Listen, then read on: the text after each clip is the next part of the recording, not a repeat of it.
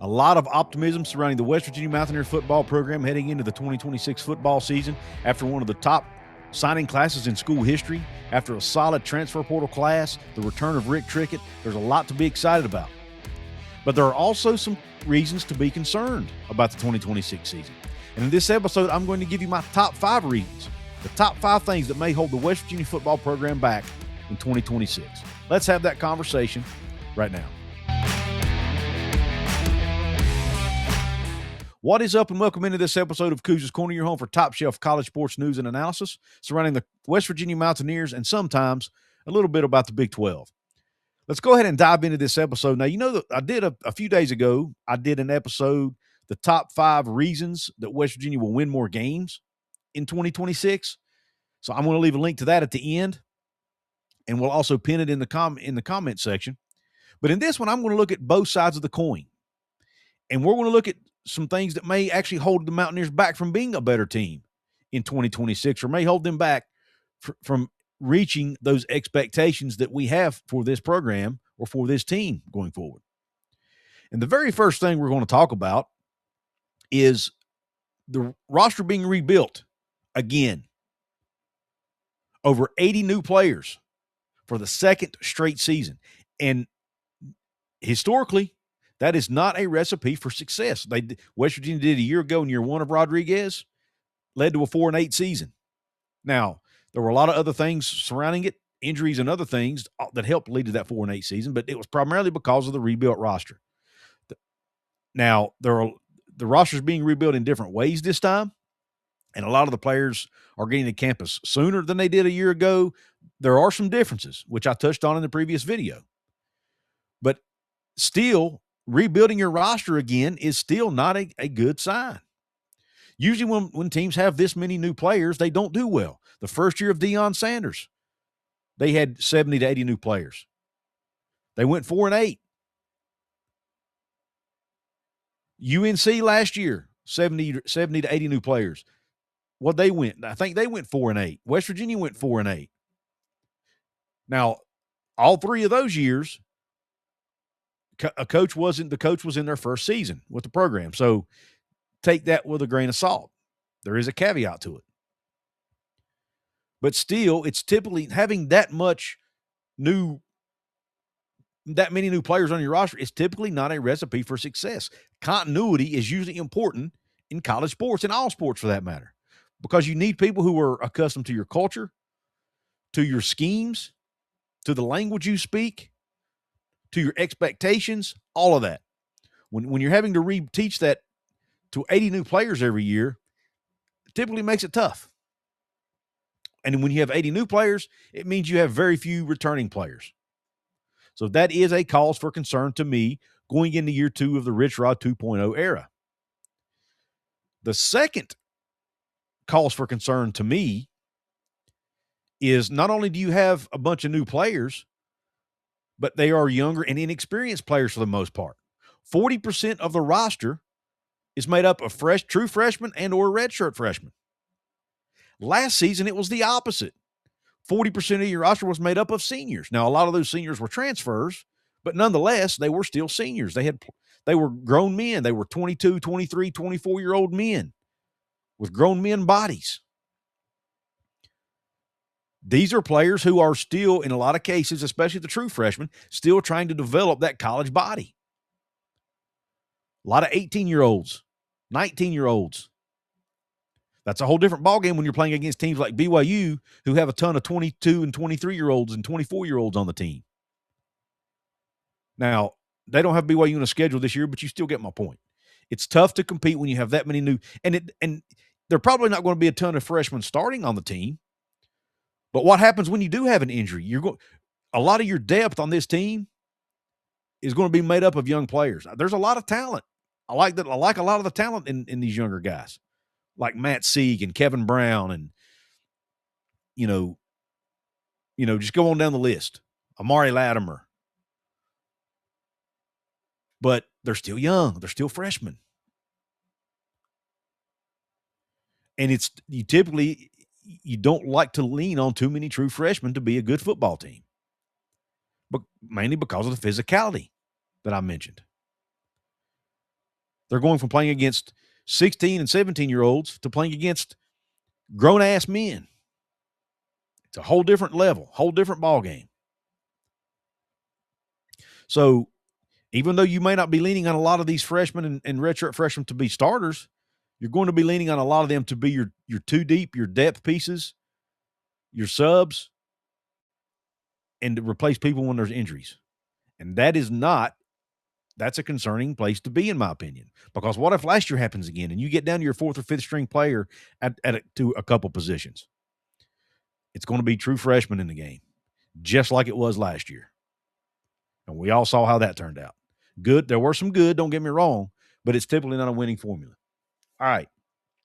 The third cause for concern going into 2026 and what may hold the Mountaineers back, the D-line, to me, is a big concern. They are going to be highly dependent on JUCO players. The only two returning players that played significant snaps anyway are Nate Gabriel and Corey McIntyre Jr. Now, there are a lot of, in my opinion, good JUCO players coming in, and from everything I'm hearing on, the other podcasts out there and whatnot, Rich Rodriguez, Zach Ali, and this staff are really high on these JUCO players. I mean, you've got players like KJ Henson and Darius Wiley from Hutchinson Community College. You have Jalen Thomas, who I'm extremely excited about, from Northwest Mississippi Community College. You have, those are the three I have wrote down that they're going to be leaning on, and they might end up being really good players. But it's typically not a great recipe in most cases, not all the time, but in most cases, it takes JUCO players several games to adapt to the speed of the game and to adjust to the physicality and the speed of playing at the P4 level. So why should we expect that to be any different? Even though these guys might be super talented, it might take them a while to adjust, and that might lead to some struggles early on in the season. Thankfully, the first two games are against teams they should beat anyway, Coastal Carolina and UT Martin. But after that, man, you get into your Power 4 schedule, these guys are going to they're going to be on a very fast learning curve. They better learn quick and adjust quick, because it's not going to be easy. Even Virginia is probably going to be a very good football team in 2026. So how good will these JUCO players adjust? Yet to be determined, but that to me is one of the concerns. Doesn't mean I don't think they're good players. I think they're all – you got three of the best defensive linemen in all of JUCO. So I think they're going to be good, but how quickly will they be good? That's the question. But they're going to have to be relied on because of, again, the rest of the guys that make up your two deep and your three deep and your depth are going to be freshmen and redshirt freshmen, like I mentioned earlier. So these JUCO guys better be ready to go and be ready to go fast. The next thing that to me is a cause for concern for 2026, and the reason we might need to be cautiously optimistic, and we're staying on the defensive side of the ball. Do you sense a theme here, by the way? And that is the secondary, almost entirely new. Nick Taylor at cornerback, the only returning cornerback that has any significant experience playing with this staff and in this program. Transfer from Appalachian State, had some good moments last year, but also had some times when he wasn't in the right place. Now, year two in the system, year two in the program, he'll be much better. But he better be a lot better, because everybody else they're relying on, again, you've got several JUCO guys coming in. You have Damon Allen or Damon Allen coming in from Hutchinson Community College. You have his counterpart, Rashawn Reynolds, also coming over from Hutchinson. Both of those guys are 6'3", 180 to 190 pounds. I think they can be very good. I'm really high on Damon Allen. I think he has a chance to be an extremely good corner in the Big 12. Love how he plays press man coverage. But again, they're JUCO players. It may take them a few games to adjust. Outside of that, you have a lot of freshmen, redshirt freshmen, and other transfers who are coming from other programs who we know nothing about and are still going to have to adjust to playing at West Virginia. Most of them adjust to playing at a higher level. So again, even if they're not freshmen and true freshmen, it's still transfers you're leaning on. You only have one player who has played significant snaps returning from last year's team, and it's Nick Taylor. And at safety, You have nobody returning that played significant snaps a year ago. And you're going to be leaning on guys like Damari Williams, another JUCO transfer, 6'1", 200 pounds out of Coffeyville Community College. And a lot of transfers. Now, I like a couple of the transfers, like Kamari Wilson, for example, from Memphis. I think he has the opportunity to be an extremely good football player. But it's all unknown. We have no idea how good these guys are going to be. There were a lot of players that came in last year we thought were going to be very, very good players. Turned out not to be so good, not necessarily in the secondary, but at other positions. Michael Coates turned out to be a pretty good player. Jason Chambers turned out to be a pretty good player. So the one positive there is, hey, this staff has shown they can evaluate talent in the secondary. So maybe that's proven that we can trust them. Let's hope that's happened again with these new transfers and these JUCO players and even these true freshmen that are coming in, like Matt Sieg, for example, who might be good enough to start as a true freshman. We don't know. He's already on campus, already getting himself adjusted. Maybe he'll be ready to go. But it's going to be a big jump to go from single-A Pennsylvania high school football to the Big 12. That's a huge jump. We'll see if he can make it. But nonetheless, a lot of question marks in the secondary, along with the D-line, which I mentioned earlier. To be honest with you, really on the defensive side of the ball in general, a lot of question marks. At least at linebacker, you do have Ashton Woods coming back. You do have Ben Cutter coming back, two guys who have proven themselves. You've got Ben Cutter who can be a leader in that room, who's going to be a senior, one of your few seniors coming back that have played a lot of snaps on the defensive side of the ball. And by the way, the only other two that have are the only other two seniors that have played significant snaps that are returning on this entire team, by the way, Landon Livingston, who's the center, and McGuire Moss, who's a long snapper. Those are the only three seniors on the roster who have played significant snaps for this football program. That's just where they are. So a lot of new faces, a lot of young faces. All right. Fifth and final thing that West Virginia fans should cause West Virginia fans to have a little bit of caution in their optimism. We're all excited about the second year of Scotty Fox after what we saw out of him as a freshman. We're all excited about the transfer, Michael Hawkins Jr. coming over from Oklahoma, and what he might could potentially do with his legs. But who are they going to – and we're excited about Cam Cook in the backfield.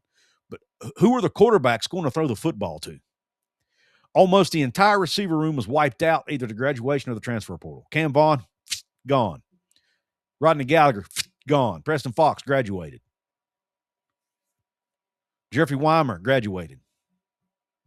Now, I like some of the transfers they're bringing in, but again, it's one huge question mark. We don't know how good they're going to be. Prince Strachan only played one game last year at USC. So we don't know how good he's going to be at the P4 level. John Nida from UConn, how will he adjust in only his second full year playing the wide receiver position? Go on down, DJ Epps from Troy. How will he adjust to being a P4 receiver? You've got the two JUCO transfers, Kedrick Triplett and Keon Hutchins, two guys who have great speed, who could do damage either in the slot and or outside either one, but still a lot of unknowns. And the one you have coming back, Jaden Bray, who's super talented, and I think has the potential to be one of the top receivers in the entire conference, has struggled to stay on the football field his entire career, including his 2 years at West Virginia, where he's played in what, 4 or 5 games total in his career. So I don't have the numbers in front of me, but it's not many. Handful of games and very few snaps, and very few targets because of a foot injury that's plagued him since he's been there. It's this year he finally stays healthy. He's shown great leadership. He got sent to Big 12 mini days last year. He was one of the 3 guys that got sent. He's shown he can be a leader. He's experienced. He's going into his 5th or 6th year of college, whatever it is. He's shown maturity in the way he's battled and dealt with these injuries. And he has shown the ability to be a really good football player. Can he stay healthy, though? Because if he can't, who are you relying on to be your number 1 receiver?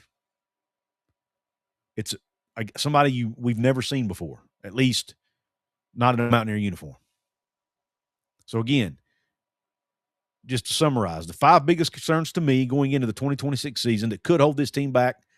The biggest one, obviously, you're rebuilding again with 80 new players. 2, a lot of those new players are young, with 40% of your roster being freshmen or redshirt freshmen. The third one being D-line, going to be heavily dependent on junior college players who may need a few games to adjust. 4, your secondary. Nick Taylor, the only player returning who has played significant snaps in that entire secondary. So again, you're relying on transfers and JUCO players and freshmen.